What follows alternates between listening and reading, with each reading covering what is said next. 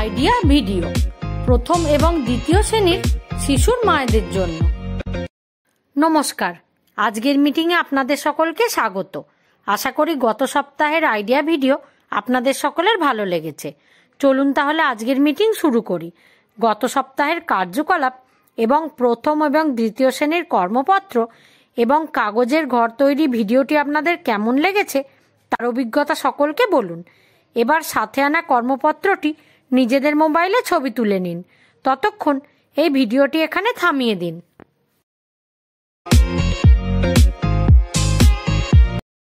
চলুন এবার আগের একটি কার্যকলাপ করি, যার নাম কিছু করে দেখি।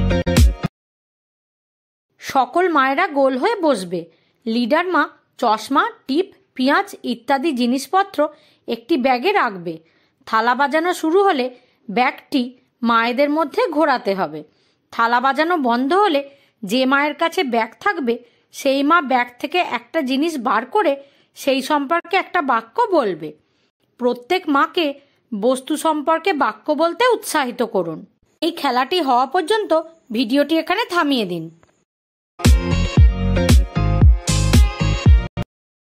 চলুন এবার আগের একটি কার্যকলাপ করি, যার নাম কিছু নতুন শিখি।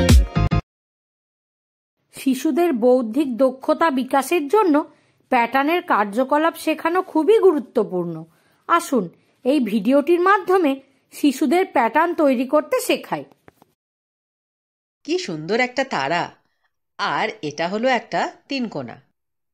তারপরে একটা তারা, আর একটা তিনকোনা, তারপরে আবার একটা তারা। তাহলে এবার বলো তো এরপরে কি হবে? দেখো তো ওখানে তারার পরে কি ছিল? তিনকোনা। তিনকোনার পরে তারাটা ছিল, তাই এখানে তারার পরে একটা তিনকোনা বসবে। একদম ঠিক। এবার পরের ধাঁধাটা দেখো।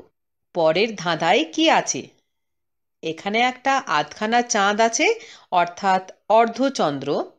তারপরে একটা চৌকো আছে, আর একটা আধখানা চাঁদ, এবং তারপরে একটা চৌকো, আর একটা আধখানা চাঁদ। তাহলে এর পরেরটা কি হবে? ভাবো ভাবো। চাঁদের মতো আকারের পর ওখানে কি ছিল? একটা চৌকো ছিল, তাই এখানেও আধখানা চাঁদের পর একটা চৌকো হবে। একদম ঠিক। এবার পরেরটা দেখো।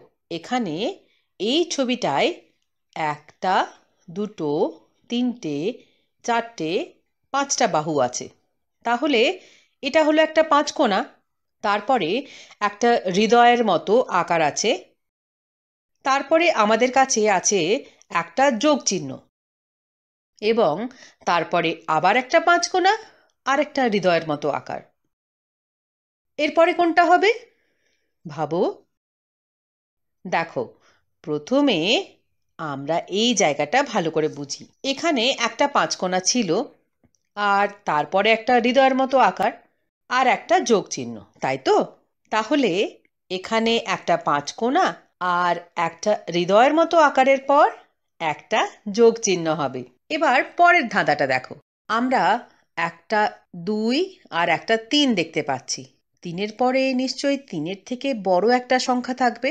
দেখো এখানে 1 সংখ্যাটি আছে, কিন্তু 1 সংখ্যাটি কি এখানে ঠিক হবে? না। তাহলে 5?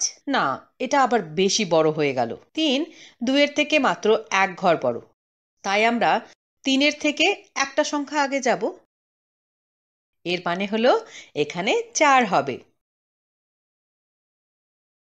এই ভিডিওটি দেখে আপনারা কি উপকৃত হতে পারেন? সকল মায়েরা নিজেদের মধ্যে দলে আলোচনা করুন। চলুন এবার পরের একটি কার্যকলাপ করি, যার নাম বাড়ি গিয়ে শিশুকে করান। শিশুদের ছবি দেখে বলো কার্যকলাপটি করান এবং ছবি দেখে গল্প বলার জন্য উৎসাহিত করুন।